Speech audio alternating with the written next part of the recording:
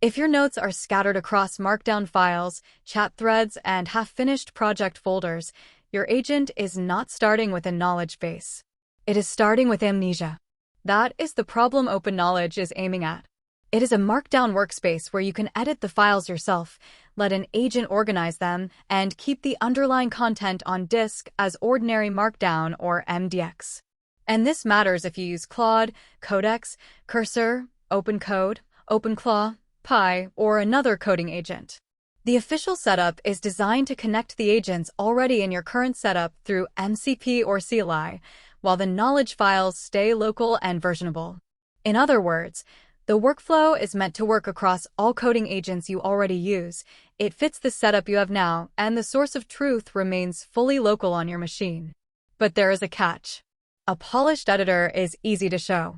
The harder question is whether the agent can turn a messy folder into something you can actually search, link, recover, and reuse. So in this video, we are going to watch the real product demo, break down the 3 layers underneath it, follow the LLM Wiki workflow from raw sources to canonical pages, and then walk through the exact setup path from the official docs. By the end, you will know whether this is a useful second brain for your agents, or just another beautiful notes app. The easiest way to misunderstand OpenKnowledge is to call it a Markdown editor and stop there. The official overview describes 3 layers working together. Layer 1 is the editor. This is the human-facing surface, a what you see is what you get Markdown editor with rich elements, interactive HTML and JavaScript, mermaid diagrams, LaTeX, video, and PDF support. The point is that editing a knowledge base should feel closer to editing a document than maintaining a pile of raw text. Layer 2 is the agent layer. OpenKnowledge ships MCP and skills that help agents search, discover, ingest, organize, and maintain the knowledge base. That is the part that turns a folder into an agent-readable workspace instead of a passive archive. Layer 3 is the content itself, plain Markdown or MDX files in your project, with version control through Git underneath.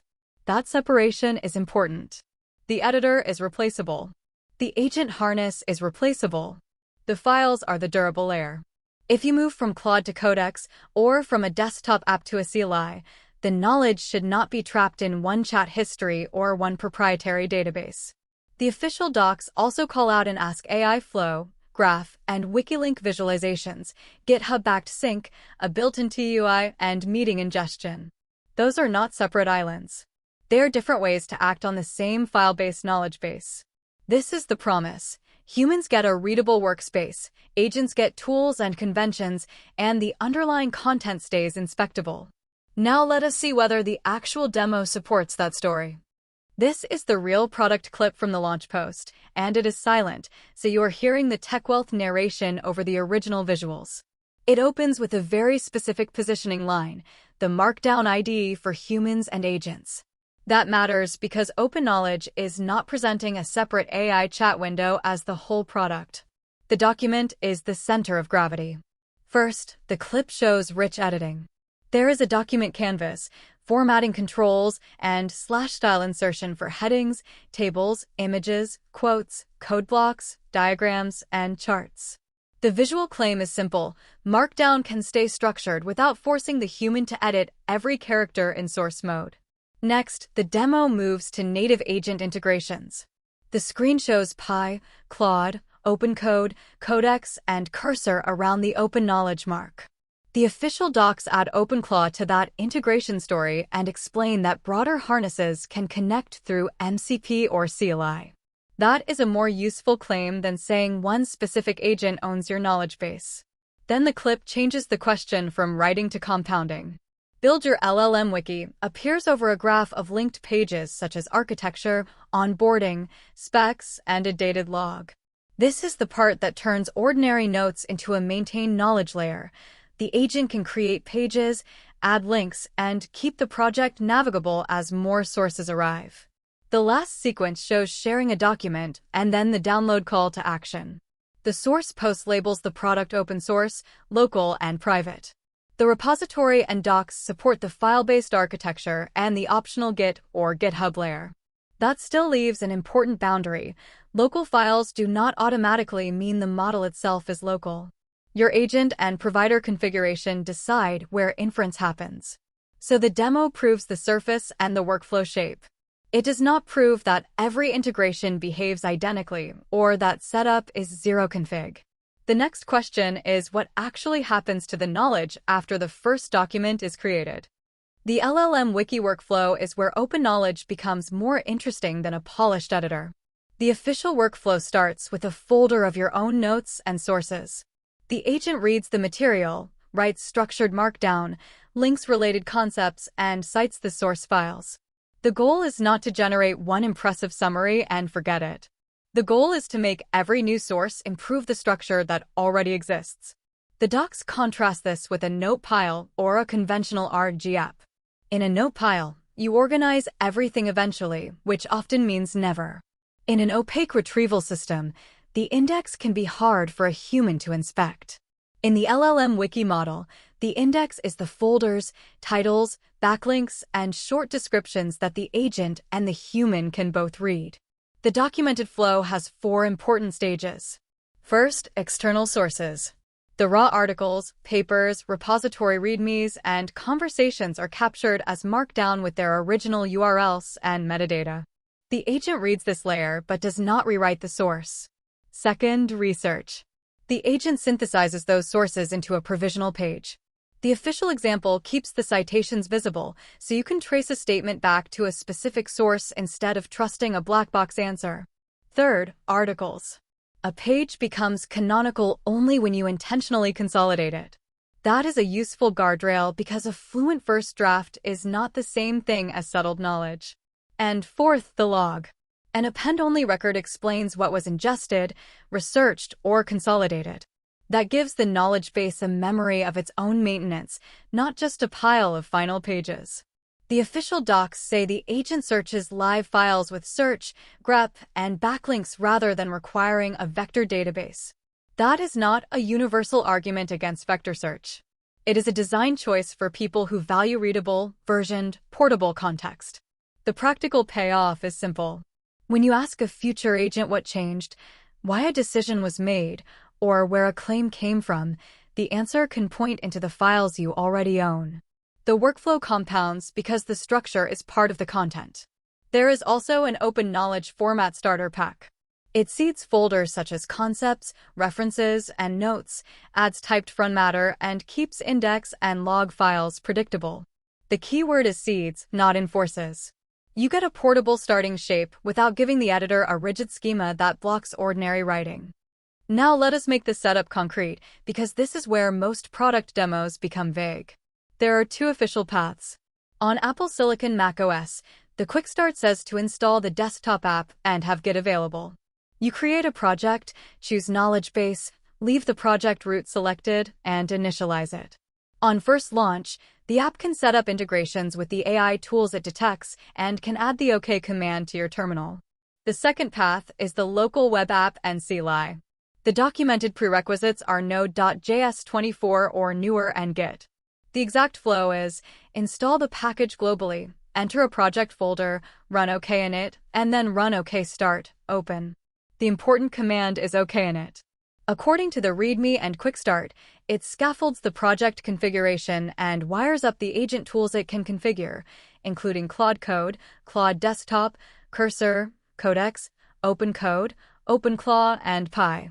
If your agent asks for approval for the OpenKnowledge MCP server, the docs say to approve it. That is the handoff point between the editor and the agent harness. The first prompt in the official example is deliberately ordinary. Create a knowledge base about large language models with an overview and separate pages for 3 concepts. That is useful because it tests the workflow rather than a marketing-specific command. From there, the docs tell you to watch the agent activity, inspect the file sidebar, and open the outline, backlinks, graph, and timeline. In a real setup, those are the surfaces you would use to answer 3 questions. What did the agent write? Where did it write it? And can I roll it back if the result is wrong? There are 2 caveats worth saying out loud. First, the official web path requires a current node runtime. An older machine can fail before the editor starts. Second, The MCP and CLI wiring makes agents able to work with the local files, but it does not choose your model provider for you. Fully local content storage and fully local inference are separate decisions. That is why the setup is more credible than a one-click claim. It tells you what is installed, what is initialized, and where the agent connection enters the workflow. The repository is the next proof surface because local and open source should mean more than a badge in a launch video. The official repository is github.com/inkeep/open-knowledge. Its README describes OpenKnowledge as a Markdown editor with integrations for Claude, Codex, and other harnesses, and lists the project features: WYSIWYG editing, a macOS app and web UI, MCP, skills, agentic search, GitHub-backed sync, embedded HTML, and a built-in TUI. The README also gives the same CLI path we just saw: install the package, run OK init in a project, and run OK start, open. It says existing Markdown and MDX folders, codebases, wikis, and Obsidian vaults can be opened. That is a meaningful boundary. You are not being asked to migrate your entire life into a new database before you can test the idea. The repository reports GPL 3.0 or later licensing. Git sync and sharing are described as optional layers on top of the local project. The content remains ordinary files that you can inspect and version. But local needs precision. The editor and knowledge files can be local. An agent may still call a hosted model, an MCP service, or a web search provider depending on how you configure it. If your requirement is that no document leaves the machine, you need to verify the specific agent, model, MCP servers, and network behavior, not just the editor logo. That caveat is not a reason to dismiss OpenKnowledge.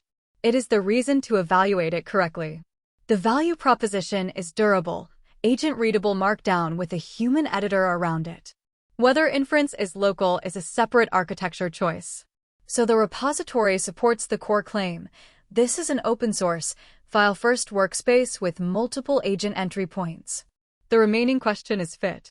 Here is the decision I would use if you are considering OpenKnowledge for a real workflow. Use it when your problem is context decay. You have research sources, architecture notes, meeting material, project decisions, or a codebase that agents need to understand repeatedly. You want a human-readable folder, links between concepts, a visible history, and an agent that can maintain the structure instead of producing a new answer from zero every time. It is especially interesting for an LLM Wiki, a codebase wiki, engineering specs, and durable project notes. Those are all use cases the official docs put directly on the product surface. Check first when your problem is a high-scale search backend, a team permission system, or a strict data pipeline.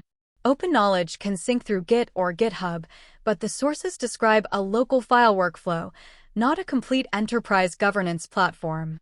You still need to evaluate authentication, access boundaries, backups, and your team's review process. Also check the agent path you care about. The docs name several integrations and offer MCP and CLI routes, but the setup is still a real integration. If your agent cannot read the project, approve the MCP server or use the CLI. The beautiful editor is not enough. And finally, check your privacy definition. If you mean my Markdown stays in a folder I control, OpenKnowledge is built around that idea.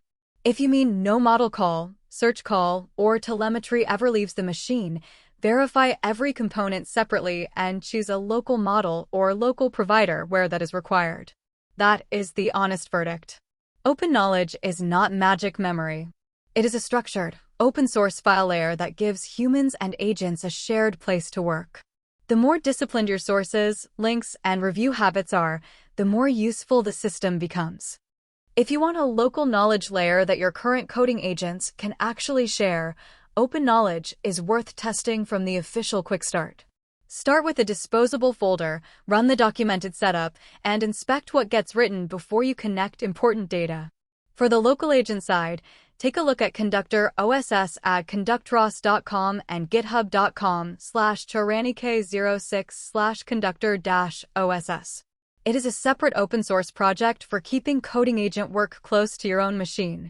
The bigger idea is the same: your Claude, Codex, Cursor, OpenCode, OpenClaw, Pi, or other coding agents should be able to work from a durable context layer instead of starting from a blank chat. In the current setup, keep the files versioned, keep the provider boundary visible, and keep the source of truth fully local when that is your requirement. The OpenKnowledge repo and the full links are in the description. Subscribe for more source-grounded demos that show the real workflow, the setup, and the caveats, not just the launch animation.